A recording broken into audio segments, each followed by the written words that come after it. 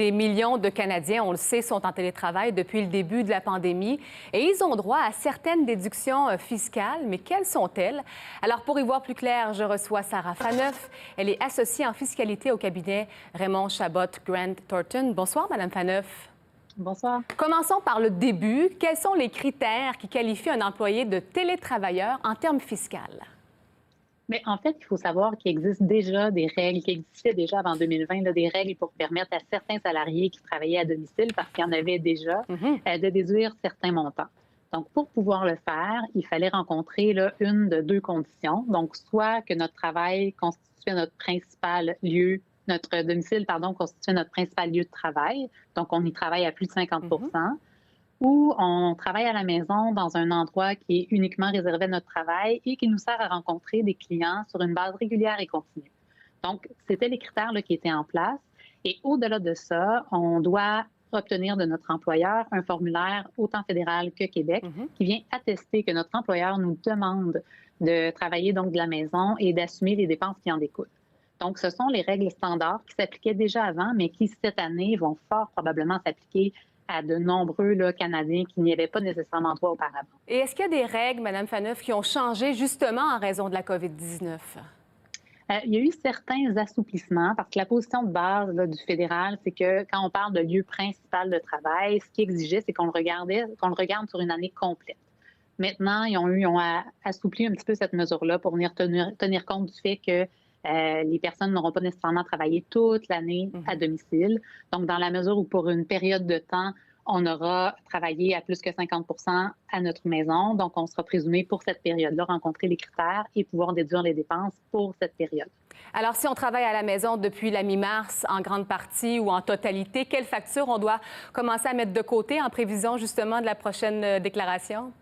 Ce qui est déductible, parce que c'est quand même restreint comme dépense, donc ce sont principalement les fournitures qui sont consommées dans notre travail. Donc, on peut penser au crayon, à la papeterie, l'encre pour l'imprimante, donc vraiment ce qu'on utilise pour notre travail. Et au-delà de ça, on peut déduire certaines dépenses qui sont directement reliées à notre domicile, mais ça va être seulement électricité, chauffage, les produits de nettoyage, par exemple, les réparations mineures qu'on pourrait faire à notre bureau qui est utilisé là, à la maison. Donc, ce sont vraiment ces dépenses-là qu'on va pouvoir déduire en pourcentage de l'utilisation qu'on fait de notre domicile pour notre travail. Donc, en fonction de la superficie qui est utilisée pour notre bureau versus la superficie totale. Donc, on doit faire le calcul de la superficie qui est utilisée pour le bureau, finalement. Exactement. Si on est locataire et si on est propriétaire, aussi, c'est différent? La seule nuance, c'est que le locataire, en plus des dépenses que je viens de vous nommer, va pouvoir déduire, en fonction toujours du même pourcentage, une partie de son loyer, alors que le propriétaire, lui, ne payant pas de loyer, ne pourra pas déduire une telle dépense. Si on travaille, par exemple, on a vu ça au chalet ou sur la terrasse l'été, est-ce que ça compte pour les déductions? C'est un petit peu la même logique. Donc, il faut y aller toujours selon... L'idée, c'est qu'il faut que les dépenses soient raisonnables et qu'ils soient établies en fonction de l'espace qu'on utilise pour notre travail. Donc, ça peut représenter quel montant, par exemple, au bout d'une année pour un travailleur de la classe moyenne, justement, qui est salarié? Bien, c'est souvent pas des montants si importants, justement, dû au fait que notre bureau représente parfois 10, 15, 20 de la propriété et non pas l'entièreté. Et contrairement aux travailleurs autonomes, les salariés ne peuvent pas prendre de déduction pour ce qui est taxes municipales, taxes scolaires, les assurances, les intérêts hypothécaires. Et ce sont souvent ces montants-là qui sont les plus importants. Donc, ça demeure quand même des déductions qui sont limitées, mais qui sont accessibles, qui ne l'étaient pas nécessairement auparavant pour plusieurs. Oui, et il faut s'intéresser bien sûr à ça pour le savoir. On a vu des conjoints, par exemple, qui les deux sont contraints au télétravail. Comment ça fonctionne dans ce cas-ci? Est-ce qu'on choisit un des deux conjoints ou est-ce qu'on peut les deux faire les demandes de déduction, par exemple?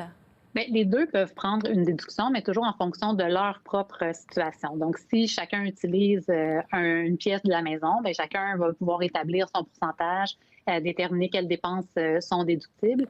Et s'ils utilisent, par exemple, la même pièce, bien, là, il faudra répartir les dépenses. L'idée étant qu'on ne peut pas déduire la même dépense deux fois. Bien, voilà. Vous disiez tout à l'heure que ça prenait depuis toujours une attestation de télétravail de la part de l'employeur. Bon, je le disais d'entrée de jeu, il y a près de 3 millions, sinon plus de 3 millions de Canadiens qui ont été contraints à rester au travail à la maison, en fait, de travailler à la maison. Est-ce qu'on va demander, encore une fois, ce document-là, d'après vous, pour la prochaine déclaration d'impôt? À ce jour, je suis obligée de vous répondre oui, OK. en ce sens que les autorités fiscales n'ont pas donné d'indication contraire. Par contre, il y a eu vraiment beaucoup de représentations qui ont été faites auprès des Mhm. autorités fiscales d'accorder une certaine flexibilité pour cette année, exactement pour la raison là, que vous nommez.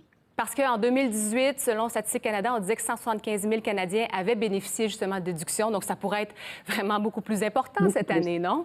Exactement. Et des employeurs qui ne complétaient jamais ces formulaires-là pourraient se retrouver dans une situation où ils devraient en produire vraiment plusieurs. Alors, c'est vraiment un dossier très intéressant qui concerne beaucoup de monde. Merci beaucoup, Madame Faneuf. Ça fait plaisir. Bonne soirée. Au revoir.